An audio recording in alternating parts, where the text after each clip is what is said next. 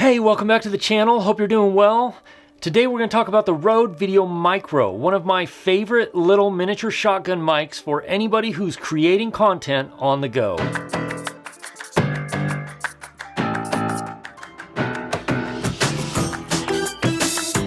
My name is Jake Sloan. I'm an Alaskan-based videographer and photographer, and as you can see, I'm not in my studio anymore. Spring has sprung, so I'll be outside a lot more. You'll be seeing more videos of me doing tips, tricks, tutorials, reviews outside now because it's beautiful, it's gorgeous, and I like to get outside as much as I can. So there's that. Now, the obligatory disclaimer, this video is not sponsored by anybody. This microphone was not sent to me by free by anybody. I bought it with my own money whenever it was released 2 years ago, I think. And I've been using it on my videos almost exclusively up till recently, except for the videos that are in my studio. For that, I use a Rode NTG2. But this thing, if you've watched my videos, anything that was shot outdoors with my phone or with a camera was using this little microphone. This thing is fantastic. I've even used this on commercial shoots. So let's talk about the Rode VideoMicro. As far as small shotgun microphones go, this thing is a beast. It is awesome. There are some other options out there that have louder signals. However, I find that recording quieter and then boosting in post actually gives me a better end result. Plus, I escape the possibility of overdriving and distorting my camera's preamps. So I really like the Rode VideoMicro. That, and I will say that Rode has some of the best support I've ever experienced in my pro audio career, which has spanned 10 or 12 or 15 years. Let's talk about the strong points of this, and then we'll talk about the weak points and maybe who this mic is for and not for. I do like the fact that this is quieter. The sound quality that comes out of this is really clean. It's really nice. It's very easy to hear dialogue out of it. It does reject sound from the back really, really well, and it provides a really good, great sound source if you're fairly close to the camera or to the microphone, because I'm assuming you're going to mount this on top of your camera. Because of the way shotgun microphones work, you actually want to keep them as close to your subject as you can, but obviously not in frame. So like right now, I'm recording this on the DD3 Pro on top of my camera. It's about 2 feet away, which is pushing the limit. I like to keep things closer if I can, but we're in a beautiful location. Why not? We'll test the limits of the DD3 Pro. The nice thing about this microphone is you can use it with an external recorder like the Tascam DR10L, which is something I use if you wanted to place it someplace out of the way and have it recording audio, whether it's just a scratch track so you can line up footage later in a multicam clip, or whether you're actually trying to record some decent audio, you could hide this thing somewhere and pick up some decent audio with it. The other nice thing is that you could plug it into the Rode Wireless Go and have it record to your camera, but have the microphone sitting out of the way. I don't know why you would want to do that. Shotgun mics to me are meant to be just out of frame, as close to your subject as possible. If you're going to be filming something from really far away, you're going to want to use a lapel and a different recorder solution or wireless solution of some sort, either something like the Tascam DR10L or the new Rode Wireless Go, which I'll have a review coming up shortly on.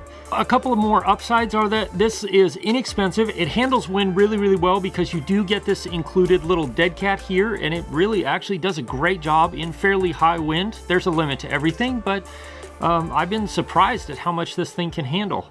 The nice thing about having a cheaper, inexpensive shotgun mic like this is that you can use it in weather that's less than ideal and not be scared that you're going to lose or destroy your $1,000 or $300 or $400 or $500 microphone. Not that this is a throwaway, but it is something to consider when you may be pushing the limits if you're a creator like I am, where you're out and about and on the go.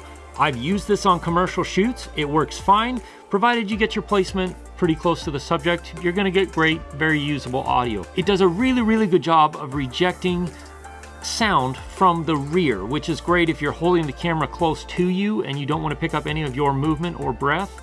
It does a great job of rejecting those noises. Another great thing about this is that it's small enough and light enough to balance on top of a gimbal like the Weeble Lab, which is my current gimbal of choice.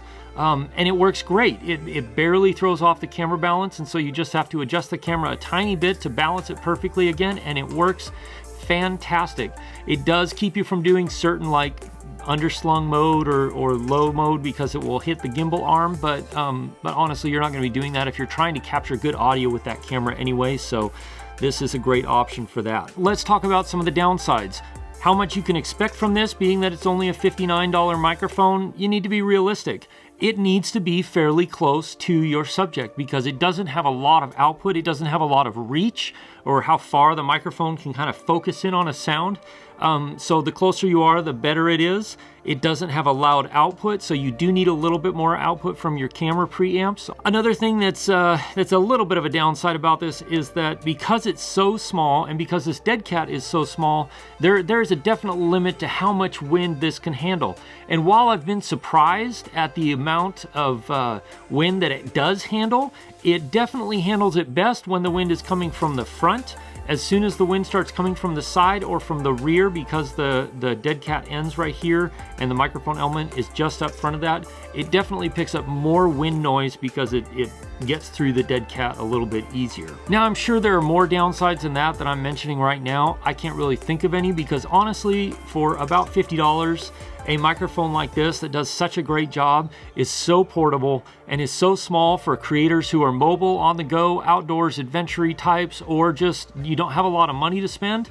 This thing is a fantastic bang for your buck. If you're just getting started and you want to get better audio, this is the first thing that I would buy.